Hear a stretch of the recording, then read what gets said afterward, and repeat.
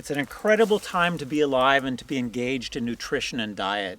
For hundreds of thousands of years, humans ate in a way that is different than they're eating now. They ate in a way that mimicked their ecology, that was their ecology of food. Since agriculture and industrial agriculture, we've changed and we're suffering from it. Our PaleoLegacy defines a paradigm, a model of how we should eat. It is not mimicking the Mediterranean diet or the Atkins diet. It's saying our roots as an organism evolved in an ecology and we're going to complement it. We're going to have reverence for it. I'm excited to be part of the evolving understanding of the PaleoLegacy diet.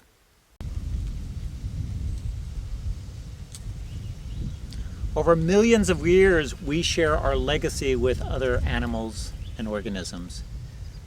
On this hill here, we see fossils of animals, a clam here dating back millions of years perhaps. Our legacy in our biology is not since civilization. It goes back beyond our imagination.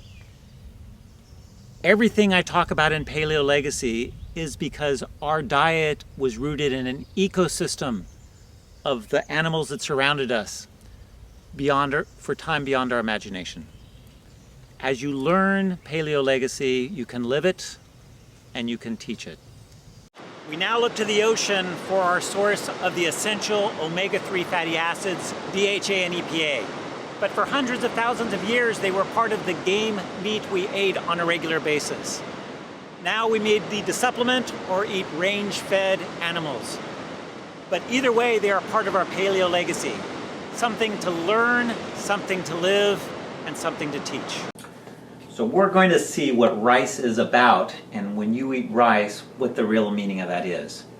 In this bowl here, I've put 200 grams of rice. 200 grams. This is about what a person might eat in a day or so, maybe 2 days. 800 calories, approximately. 800 calories of rice. 200 grams. This is the equivalent amount of sugar you're eating when you eat this much rice each day. This is what you're flooding your liver with when you eat this much rice each day. The consequence of flooding your liver with this much sugar means you're going to turn a good bit of the sugar into fatty acids, and a good bit of it is going to overflow into your system, your blood, and propagate through your blood, binding the glucose molecules to proteins and fats throughout your system. This is called glycation.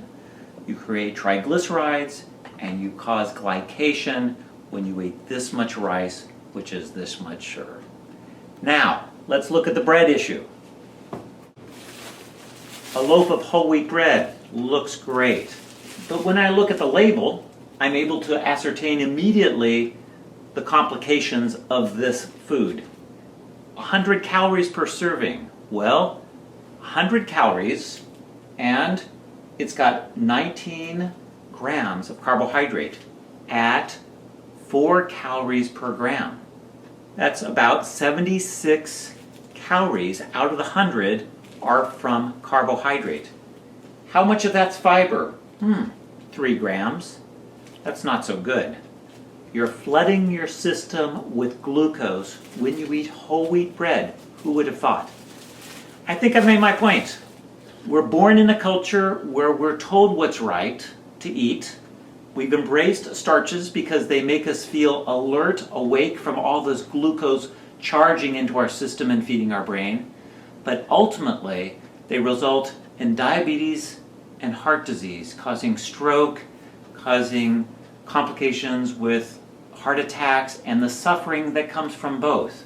And all it takes is setting our mind at a better way of existing, of toning this out and integrating soluble fiber in our diet and eliminating the starch and sugar. Goodbye, I'm Dr. Lorenzato. Hello, I'm Dr. Mark Lorenzato from PaleoLegacy.com. I wish to talk to the vegetarians out there and those of you that, like myself, live close to a vegetarian diet, but we're omnivores. Our paleo legacy has a great influence on the types of food we need to eat today, and people that are vegetarian frequently have significant problems with their diet without knowing it. Most of this stems from not eating meat, and meat before civilization was what people ate. With civilization, things changed, philosophies were born, religion developed. People decided maybe they didn't want to eat meat. Before that, when we ate meat, we got L-carnitine, L-carnosine, creatine. These all have profound effects in our biology. We got vitamin B12, which is only found in the animal kingdom. When we switch to vegetarianism, frequently people eat excessive amounts of cereal. They become depleted in lysine, critical amino acid. Their calcium phosphate ratio, phosphorus ratio changes. Calcium phosphate ratio changes, and cereals are low in calcium. They have a relatively low calcium diet. Now, if you eat a lot of good, healthy vegetables, broccoli and kale and spinach and such, and an assortment of fruits, but not too much, you can avoid some of the problems that most vegetarians fall into, which is excessive starch consumption. But aside from that, the people I see frequently have excessive amounts of starch, which turns into sugar, floods the liver, gets turned into fat, affects their lipid profiles, the fats that are carried out to their cells to provide energy by then being made mostly from rice, which does not have a lot of fat-soluble antioxidants or fat-soluble vitamins. So they're continuously delivering energy to their cells that are relatively depleted. Adding carnitine and creatine and carnosine back in helps some, but looking at the totality is the best solution. Watching your starch intake, watching your salt intake, watching your refined oil intake, limiting excessive refined oils because they're relatively depleted of fat-soluble antioxidants, and get your oils from the cells of those plants instead of from crushing the plants and extracting just the oils.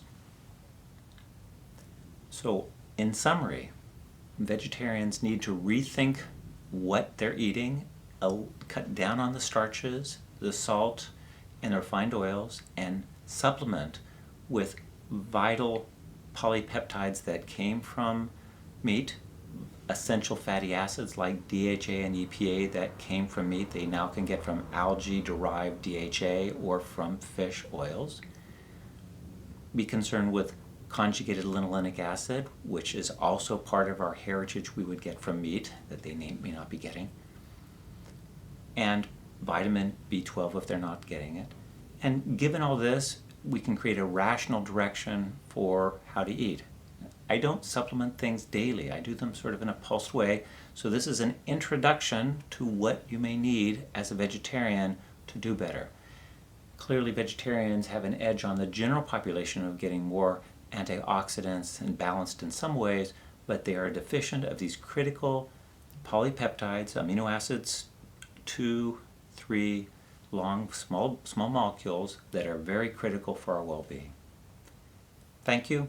Dr. Lorenzatto, suggesting you learn PaleoLegacy and live PaleoLegacy and teach it. Thank you.